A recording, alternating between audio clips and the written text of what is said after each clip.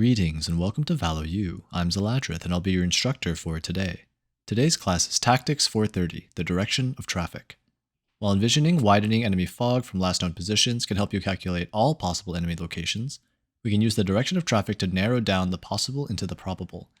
If the last enemy is in their spawn, the spike is down main, they need to plant the spike, and there's little time left in the round, then what route will they take? The only route that makes sense for winning the round is a direct path, to minimize distance and thus time. If we give the enemy more time, then suddenly more possible routes open up, including to the other site. With too much time or additional enemies, it becomes much harder to narrow down possible routes, but there's still a general flow or direction in each part of the map as they lead to their destinations, which I call the direction of traffic.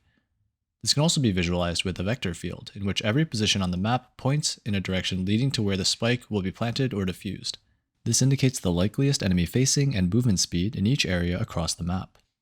The most straightforward way for fights to break out is simply holding against the direction of traffic, essentially giving a fair fight, since everyone will be facing each other. The main group of attackers and a static defense will usually clash this way, the noise suggesting a plant site and thus pulling in more traffic in the form of rotations towards that side of the map. When a lurker pushes out and finds a strong angle or a good timing, usually it's because they're taking advantage of the direction of traffic.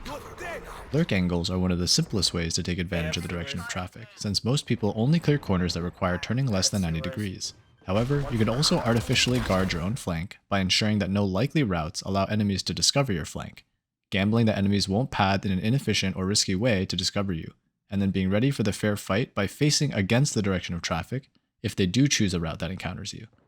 In this example, I guard my right side and ignore my left, since the direction of traffic all leads towards site, with no logical route wrapping back to check my location. When I push forward, although I briefly check my left, I pretty much don't care if anyone is timing me by passing by, focusing on my right since that's the only side enemies would be facing me if they push. A very important part of visualizing likely routes is through the concept of junctions. Lurk angles are most easily found just before where multiple routes meet and join into one, though you have to be careful to ensure the route you're exposed to is unlikely. The likelihood that enemies will be somewhere is highest after many routes join together, and lowest after routes split. You can use this principle to move against the direction of traffic along a route with low probability of enemies to reach a lurk angle facing the back of that junction where enemies are likely to cross. This is made easier as time ticks down since the number of viable routes decreases, making the team under time pressure more predictable. In this example, I knew the enemies were last seen tiles, and the only two routes to B site before they run out of time are through market or main. Both of these routes form a junction in front of B site, so I push one route against the direction of traffic, knowing that I can teleport out if I hear them pushing main, knife run to follow them if they go A, and most importantly, punish them with a lurk angle if they choose to go market. I chose this specific ambush spot because many routes form a junction here, increasing the likelihood that they cross where I want them to, and ensuring that they're exposed to the lurk angle from spawn at the same time to increase the pressure they're under when they enter my sights. I end up setting my crosshair placement so neatly that I don't even need to move my mouse to get a double kill. In this clip, I always face my crosshair against the direction of traffic ready for Raze's push, and look to a path in a way that makes it likely that I get behind her, since she's likely to expect me closer to this spike, and is less likely to turn around. After spotting her rafters and hearing her drop, I know she can only route elbow or straight to sight to reach the spike, so I gamble on elbow since it's less in the open and get the clutch. Notice that I actually didn't want to let her reach the site, since once she reaches her goal location, her facing immediately becomes much less predictable, even though her position becomes more predictable. You can further extend the analogy of the direction of traffic by simulating velocity along with the direction of the routes. If you know the rough locations of enemies and how quickly they like to rotate, you can either hunt enemies by pushing against the direction of traffic, try to get a flank by moving along it, or try to find a lurk angle or strong position by moving against it until you reach a location that you're unlikely to be flanked from. In this example, I chose to take a risk and push deep, while moving against the direction of traffic, since a fair fight is better than an outnumbered one according to the higher-lower rule.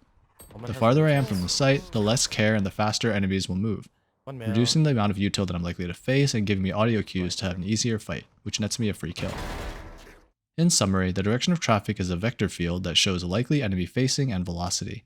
You can envision likely enemy routes as any routes that follow that vector field. It helps identify likely directional facing and movement speeds in various areas across the map based on distance from the objective, enabling the usage of lurk angles. Most of the action with the direction of traffic happens around route junctions. The less time and fewer enemies there are, the more predictable enemy routes become, And once you're behind enemy lines, you can choose to move against the direction of traffic to seek fights, with the direction of traffic to attempt a late flank, or try to find a lurk angle by moving against it until you reach a location that you're unlikely to be flanked from. That's all for today's lesson. If you have any questions, feel free to reach out to the lecturer or the TAs in the comments below. Thanks for attending, and we hope you enjoy your stay here at VALO U.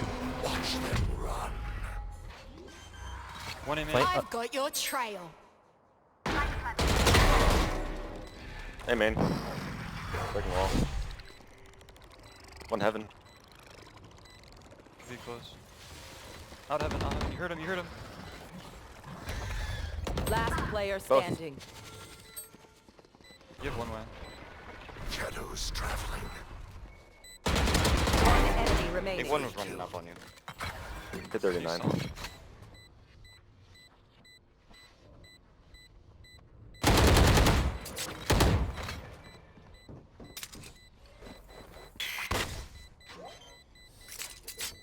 It's not half.